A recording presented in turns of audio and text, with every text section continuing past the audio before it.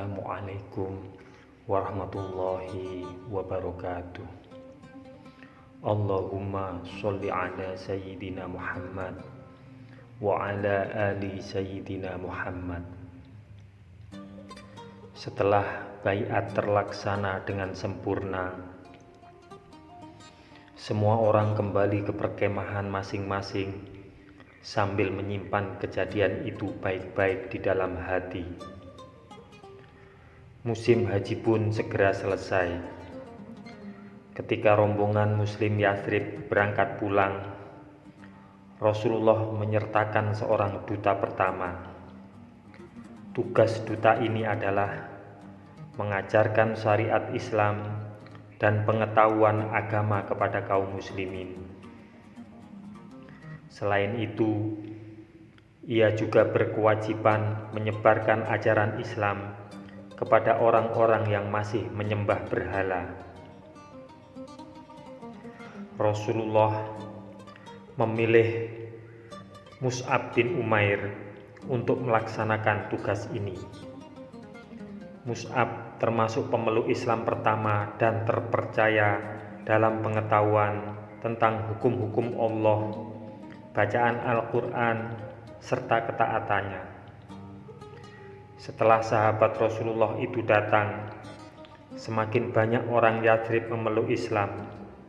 Seiring dengan itu, persatuan Aus dan Khazraj semakin kuat sampai akhirnya hilanglah rasa permusuhan di hati mereka masing-masing.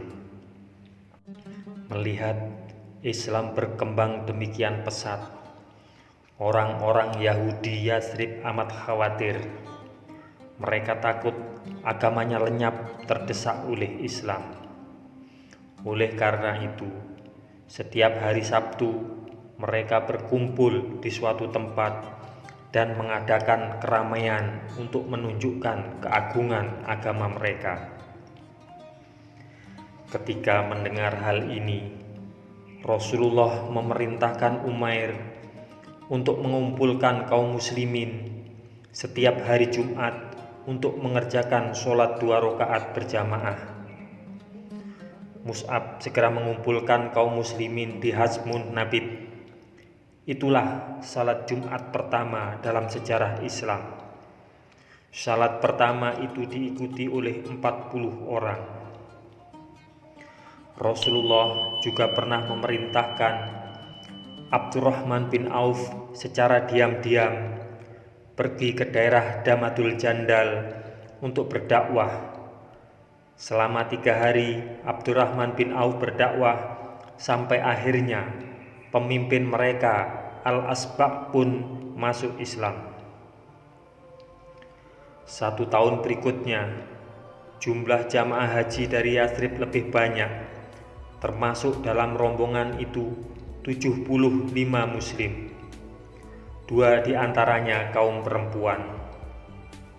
Saat itu, tahun 622 Masehi, 13 tahun sudah Rasulullah berdakwah dengan lemah lembut, mengalah terhadap segala siksaan, serta menanggung semua kesakitan dengan kesabaran dan pengorbanan. Tidak selamanya Allah mengajarkan umatnya untuk terus mengalah. Suatu saat, pukulan harus dibalas pukulan, serangan pun harus dibalas serangan. Dengan tujuan inilah, Rasulullah mengadakan pertemuan dengan ke-75 muslim itu. Mereka bersepakat bertemu tengah malam di Bukit Aqobah pada hari-hari Tasyrik. Hari Tasyrik adalah 3 hari berturut-turut setelah hari raya Kurban. Kali ini mereka tidak bertemu di kaki bukit, tetapi di puncaknya. Semua orang mendaki lereng-lereng Aqobah yang curam, termasuk kedua muslimah tersebut. Saat itu Rasulullah disertai pamannya Abbas bin Abdul Muthalib. Abbas menyadari bahwa pertemuan ini dapat berakibat perang terhadap orang yang memusuhi keponakannya. Saudara-saudara dari Khazraj Demikian Abbas berkata, posisi Muhammad di tengah-tengah kami sudah diketahui bersama.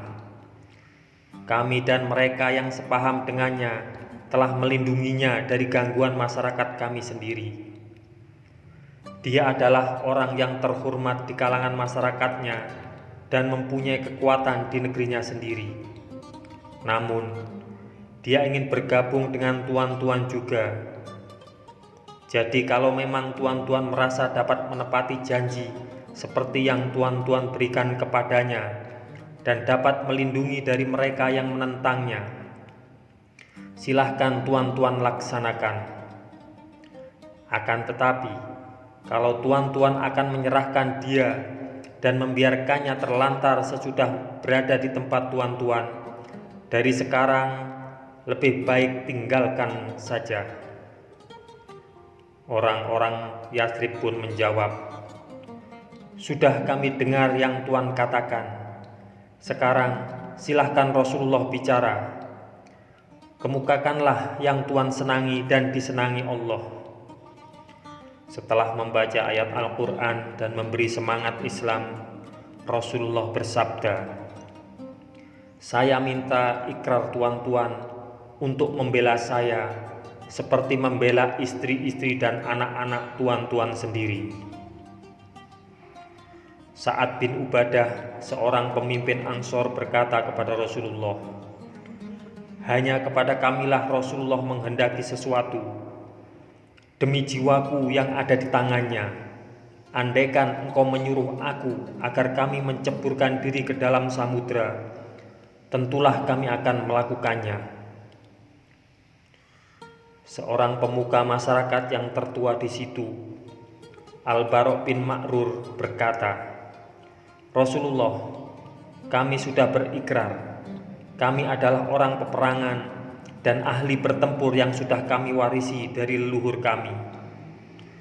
Namun, sebelum Al-Bara' selesai bicara, Abu Haytham bin Tayyihan menyela, Rasulullah, kami memutuskan perjanjian dengan orang-orang Yahudi. Namun, apa jadinya kalau apa yang kami lakukan ini, lalu kelak Allah memberikan kemenangan kepada Tuan? Apakah Tuan akan kembali kepada masyarakat Tuan dan meninggalkan kami? Rasulullah tersenyum dan berkata, tidak, saya sehidup semati dengan tuan-tuan. Tuan-tuan adalah saya dan saya adalah tuan-tuan. Saya akan memerangi siapa saja yang tuan-tuan perangi, dan saya akan berdamai dengan siapa saja yang tuan-tuan ajak berdamai. Tatkala mereka siap berikrar, Abbas bin Ubadah menyela, saudara-saudara dari Hajraj, apakah kalian memberikan ikrar kepada orang ini? Kamu menyatakan ikrar dengan dia untuk melakukan perang terhadap orang yang hitam dan yang merah, atau perang habis-habisan melawan siapapun. Kalau tuan-tuan merasa bahwa jika harta benda tuan-tuan binasa dan para pemuka tuan-tuan terbunuh, tuan-tuan hendak menyerahkan dia kepada musuh, lebih baik dari sekarang tinggalkan saja dia. Kalaupun itu yang tuan-tuan lakukan, ini adalah perbuatan hina dunia dan akhirat. Sebaliknya, jika tuan-tuan dapat menepati seperti yang tuan-tuan berikan kepadanya itu, sekalipun harta benda tuan-tuan habis dan para pemimpin tuan-tuan terbunuh, silakan saja tuan-tuan terima dia. Itulah suatu perbuatan yang baik dunia dan akhirat. Orang-orang pun menjawab, akan kami terima sekalipun harta benda kami habis dan bangsawan kami terbunuh. Namun Rasulullah, kalau dapat kami tepati semua ini, apa yang akan kami peroleh? Rasulullah menjawab dengan tenang dan pasti, surga. Kesetiaan kaum Ansor pada saat baiat menunjukkan begitu dalamnya kepercayaan yang tertanam dalam hati mereka kepada Rasulullah.